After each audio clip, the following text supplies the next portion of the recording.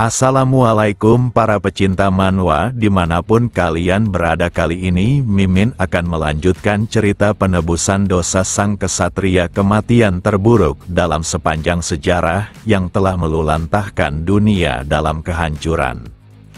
Di cerita sebelumnya diakhiri dengan Damian yang menolak tawaran Agnes untuk menjadi bagian dari Ordo.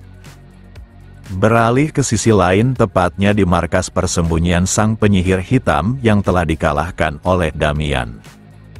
Sekarang para unit paladin dari Orde datang untuk menyelidiki tempat itu, tapi mereka merasa ada sedikit hal yang mencurigakan. Di mana penyihir hitam yang bermarkas di tempat ini bernama Agito, dan dia merupakan salah satu anggota rank tinggi dari organisasi Yulan yang telah menggagalkan usaha Ordo berkali-kali. Tidak dapat dipungkiri jika Agito berasal dari Akademi Alkimia sehingga tidak mahir dalam pertarungan secara langsung, tapi tetap saja tidak masuk akal dia yang merupakan penyihir hitam hebat bisa dikalahkan oleh bangsawan tak bernama. Rekannya juga merasakan hal yang sama, tapi mereka tidak bisa berbuat apapun karena Agnes sendiri bahkan tidak bertindak. Hal ini sangat mengganggu mereka berdua dan memutuskan untuk menanyakannya secara langsung kepada Agnes jika pekerjaannya sudah selesai. Hanya saja Agnes ternyata telah tiba tanpa mereka sadari dan Agnes paham keraguan mereka berdua. Dia juga sudah menanyakan langsung tentang bagaimana cara dia menghabisi Agito sang penyihir hitam dari Yulan. Mereka berdua pun teringat jika Damian memang mengatakan jika dia cuma menghindar lalu memotong kepalanya dengan sangat cepat. Orang ini mengira jika itu hanya bercanda, tapi apa benar itu alasan kekalahan Agito? Di hari itu pelayan Damian telah membawa kepala Agito untuk menginformasi jati dirinya, bahkan saat itu Agnes juga meragukan kemampuannya. Maka dari itu dia membuntuti mereka Damian untuk mengamatinya dari dekat dan akan ikut campur jika situasinya sudah tidak dapat terkendali. Di sanalah dia melihat lusinan anggota organisasi ular hitam bertarung dan dihabisi dengan cara tanpa rasa iba.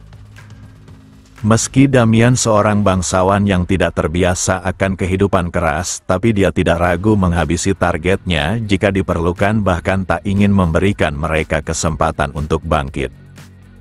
Yang lebih mencengangkan dari semua itu adalah fakta jika dirinya mampu membalikkan bola api sihir yang datang ke arahnya. Tak hanya sekedar menangkisnya menggunakan pedang, tapi dia juga mampu mengendalikannya dengan sangat baik. Kedua orang ini pun sangat terkejut dan bertanya apakah bisa pengguna pedang melakukan itu terhadap sihir. Agnes membenarkan hal itu dan dia pernah mendengar bahwa orang yang berhasil sampai ke tingkat master pedang mampu melawan serangan apapun, bahkan dari sihir sekalipun. Berdasarkan pengamatannya dia belum bisa mengatakan jika Damian benar-benar sang master pedang, tapi sudah terlihat jelas dirinya merupakan kesatria yang hebat. Alasan utamanya datang ke kota ini sebenarnya untuk mengejar organisasi Yulan, dan dia juga ingin membawa Damian untuk bertemu dengan masternya lalu menjadikannya bagian dari Ordo. Maka dari itu dia berharap bawahannya bisa mengesampingkan kecurigaan yang berlebihan karena sejauh ini Damian telah membantu Ordo.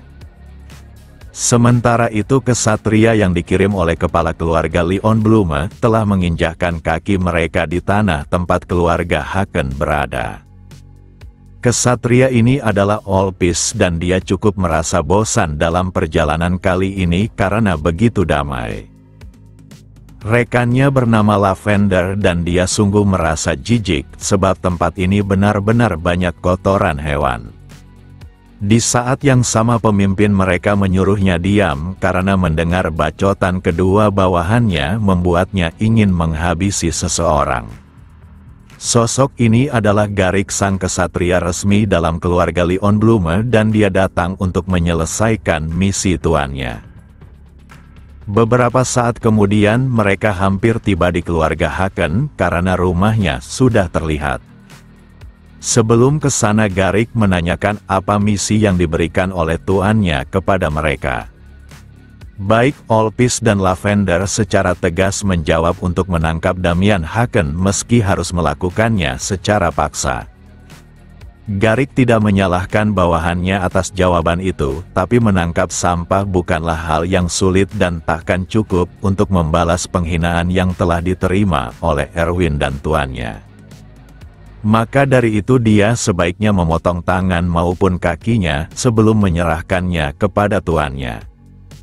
Di sela itu seperti kakek tua berjalan melewati mereka begitu saja. Lalu Garik memanggil Pak Tua itu sambil menanyakan apakah dia penduduk dari keluarga Haken. Saat orang tua itu membenarkannya, maka Garik tanpa sungkan memotong kepalanya tanpa rasa ampun sedikitpun. Garik sangat terganggu atas keberanian rakyat biasa yang tidak menunjukkan rasa hormatnya setelah melihat lambang keluarga Leon Blume. Hanya saja Opis dan Lavender menduga jika kakek tua itu tampaknya sudah buta. Lalu Garik tertawa dengan wajah licik sebab dirinya memiliki ide yang menarik untuk mempermainkan keluarga Haken. Di mana dia ingin menyeret secara paksa Damian Haken lalu menghabisi semua yang ada di sana sebelumnya meninggalkannya. Kini Garik dan kedua bawahannya telah tiba dengan intimidasi yang kuat menunjukkan jika keluarga Haken benar-benar dalam bahaya. Di sisi lain anggota Paladin yang bersama Agnes sangat menyayangkan mereka tidak bisa menemukan informasi yang penting. Sebagian besar gua telah runtuh akibat pertarungan dan Agnes tetap memuji mereka karena telah bekerja dengan baik. Di sela itu mereka bertiga tercengang melihat sesuatu di sampingnya. Siapa sangka Damian berada di sana menunggu mereka dan dia juga sedang berlatih kultivasi. Agnes sangat tak mengerti akan apa yang dilihatnya di mana Damian telah melakukan kultivasi dengan hebat. Sebuah metode kultivasi yang diberikannya bahkan telah dikuasai hingga tahap akhir dalam waktu yang sangat singkat dan metode ini harusnya sulit sebab harus menyerap mana di sekitar. Dia sendiri belum pernah mendengar adanya sosok berbakat yang dapat menguasainya dalam beberapa jam saja. Setelah Damian selesai, para Paladin tampak sangat kagum padanya. Kehadiran mereka menunjukkan jika hasil investigasinya telah selesai dan meminta maaf membuat mereka menunggunya berlatih. Agnes tak dapat menyembunyikan rasa kagumnya terhadap pencapaian Damian. Damian sendiri paham kenapa buku kultivasi yang ada di tangannya disebut sulit, karena bahkan dirinya yang telah mencapai level master pedang di kehidupan masa lalunya cukup kesulitan menguasainya.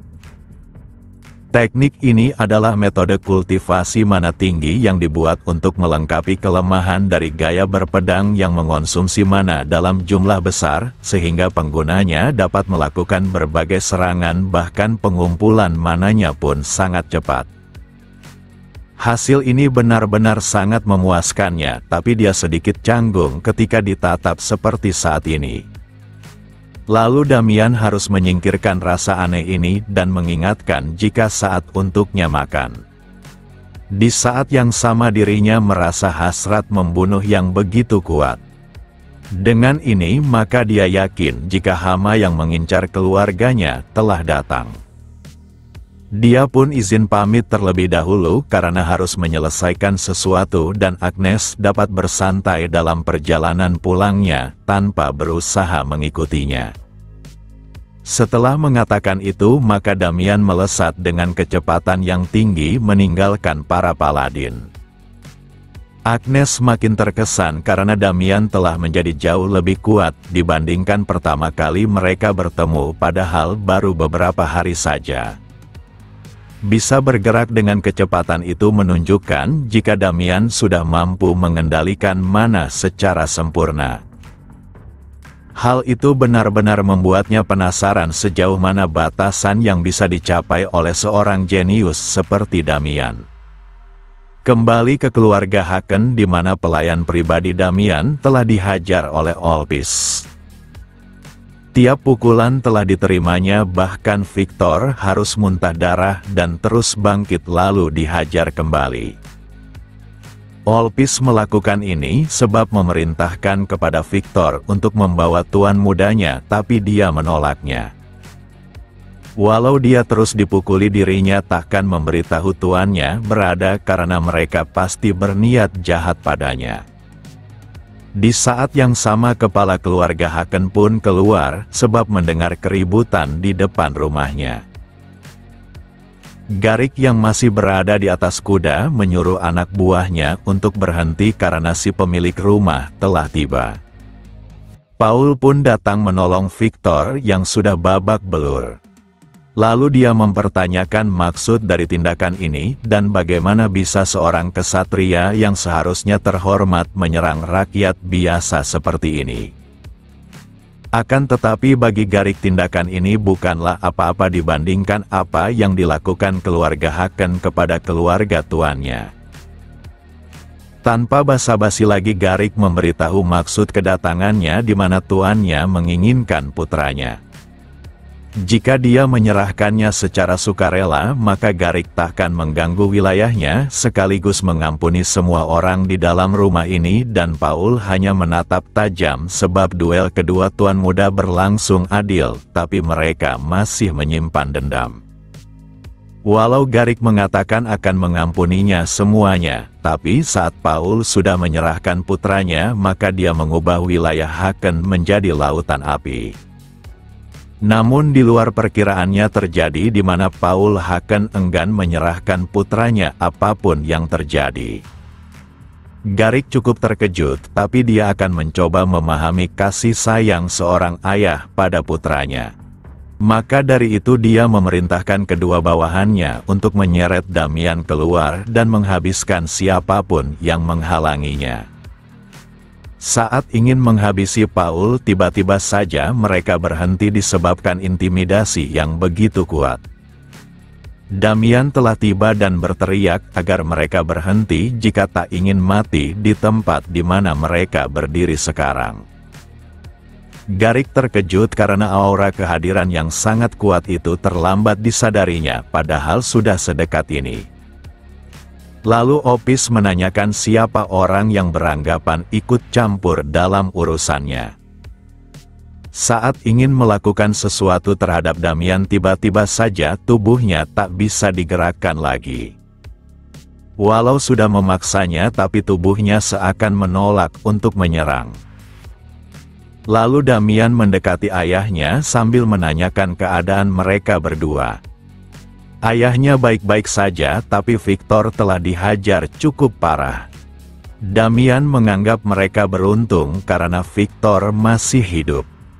Jika dia mati, maka dirinya akan memastikan mereka menderita dengan rasa sakit yang tak terbayangkan selama sisa hidupnya. Kemudian Garik menduga jika bocah di hadapan adalah Damian dan dia mendengar keberaniannya menantang keluarga Leon Blume, dan apakah dia sungguh percaya diri setelah mengalahkan Erwin dengan sebuah trik. Damian menatap tajam sebab musuh yang selalu dihadapinya mengatakan hal yang sama sampai mereka semua merasakan keputusasaan saat dihajar olehnya. Kelancangan serta sikap arogan itu membuat Garik murka dan memerintahkan kedua bawahannya memaksa Damian berlutut meskipun harus mematahkan tiap tulang-tulangnya. Hanya saja saat serangan datang ke arahnya, maka Damian menghentikannya dengan timing yang sempurna. Lalu dia merusak lengan Lavender dengan kekuatan murni dari fisiknya yang diperkuat oleh mana yang diserapnya. Damian sejak awal ingin menguji metode kultivasi yang dipelajarinya, dan ketiga lawannya adalah tikus percobaan yang cocok untuk merasakannya. Olpis sangat terkejut bagaimana bisa rekannya dihajar seperti itu. Tak hanya itu, serangan yang begitu cepat kini mengarah kepadanya. Walau dia berusaha menghindar tapi sangat mustahil hingga giginya harus rontok. Kedua kesatria itu pun telah dikalahkan dan sekarang menyisakan pemimpinnya. Di saat yang sama Victor telah sadar dan memanggil tuan mudanya. Dia meminta maaf karena tak bisa mengusir orang-orang itu dari rumahnya. Victor juga tersenyum seakan ingin menunjukkan kepada tuan mudanya jika dia baik-baik saja. Damian yang melihat ikut tersenyum karena pelayannya benar-benar sangatlah menarik. Di sela itu Garik turun dari kudanya dan kini mengerti kekalahan tuan mudanya bukanlah disebabkan trik kotor. Tapi tetap saja dia tak memahami bagaimana bisa bocah bangsawan tak bernama memiliki kekuatan sebesar ini.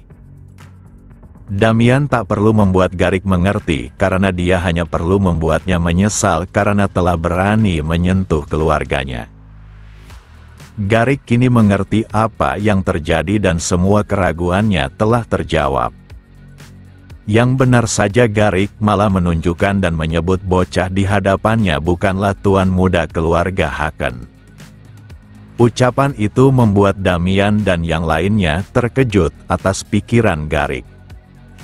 Kemudian Garik memintanya berhenti berpura-pura dan mencoba menipunya.